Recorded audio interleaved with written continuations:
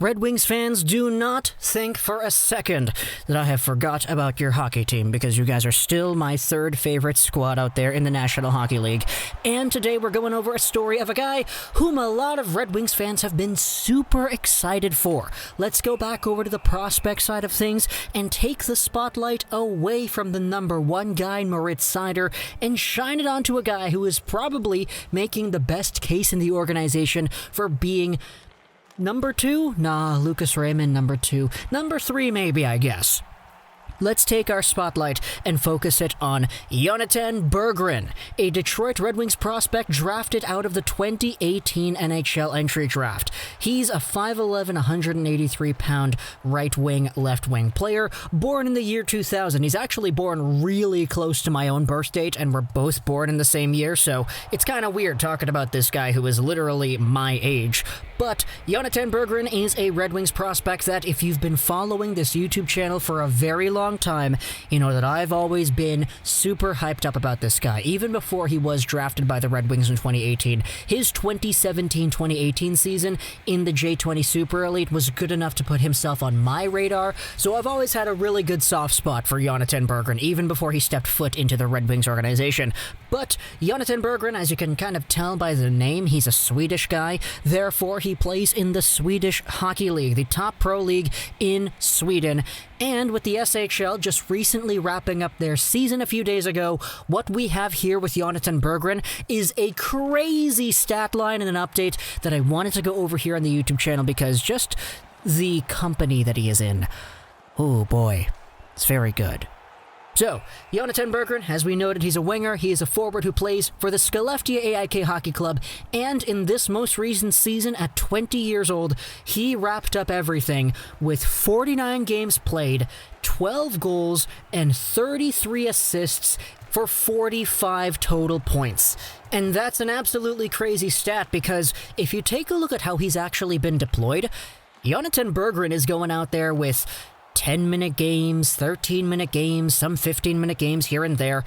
His overall time on ice per games played number is at 1535, which is not incredibly high, especially compared to a lot of the other SHL players who were top in the league in points. Take a look at this.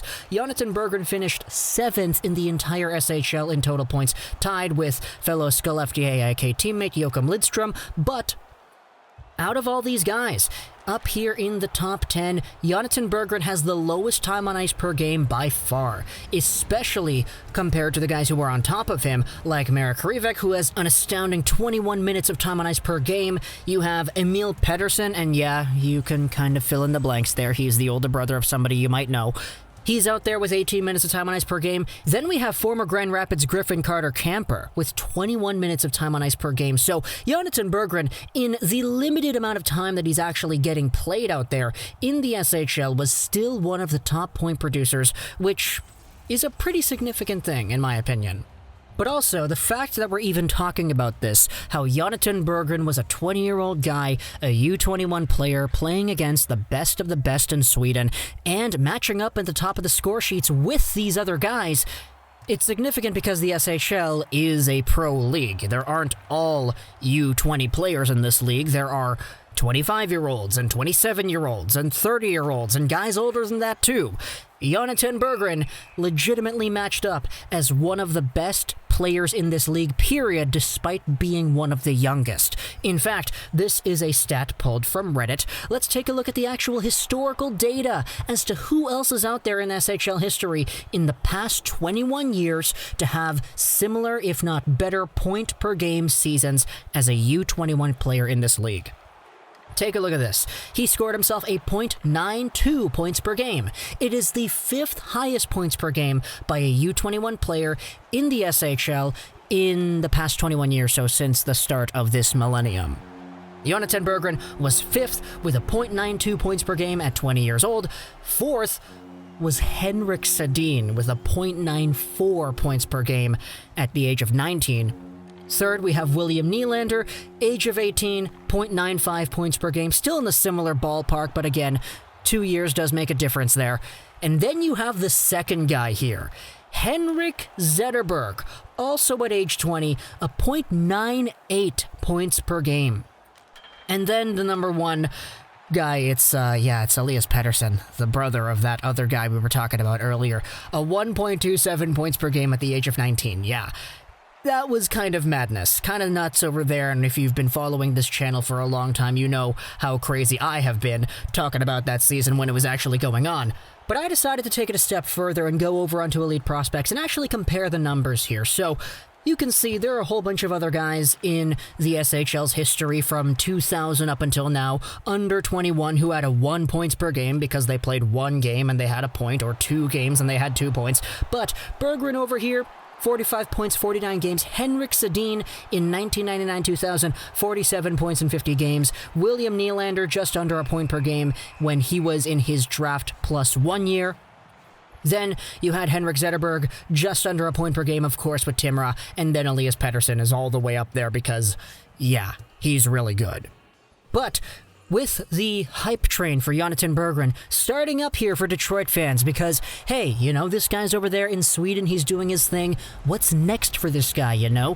What's next when he comes over to North America? He's going to play either with Grand Rapids or he's going to play in Detroit. I know there are a lot of Red Wings fans who are going out there and saying, oh, he'll probably spend some time in Grand Rapids just because that's how the Red Wings like to deploy their prospects. And that's certainly fair. We know that the Red Wings don't really like playing their guys in the NHL right away. They always love given that extra year of development, or 2 if they really have the ability to, especially when it comes to the college guys and the overseas international guys.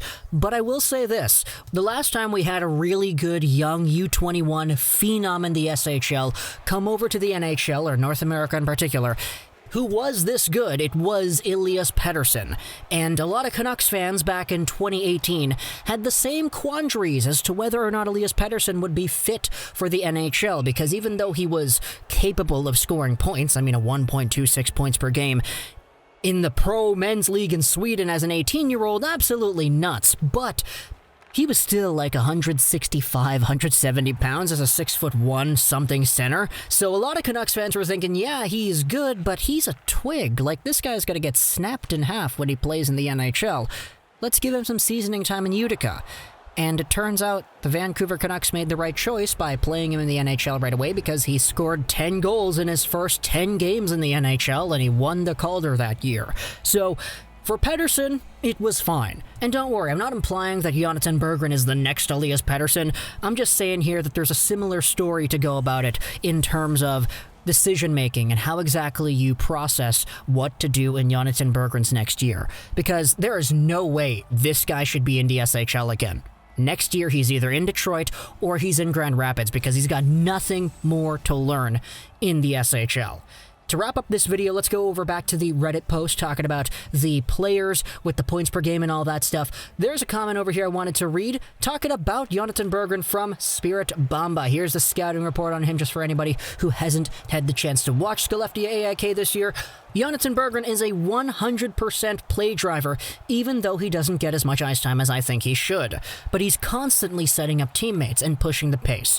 He's extremely creative with his passes and the goals and chances he sets up.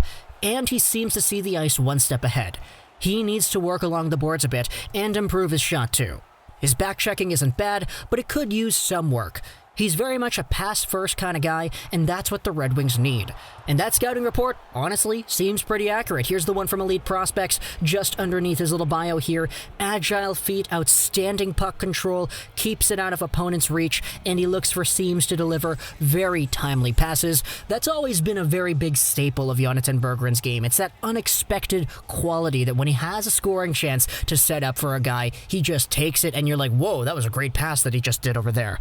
It's why he was always really highly touted at the World Juniors last year, 5.7 games, no big deal. This year, of course, the production he had in the SHL, crazy stuff right there. So for the Red Wings, you guys are getting super excited about Moritz Seider, for sure.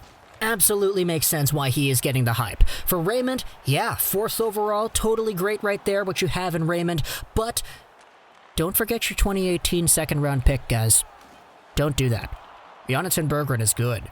And you know, just the company he is in. Zetterberg, Pettersson, Nylander, Sedin. It's pretty good, I think. So, talk to me in the comments what you think about Jonatan Berggren. I hope you enjoyed this video. SHL 9. And bye.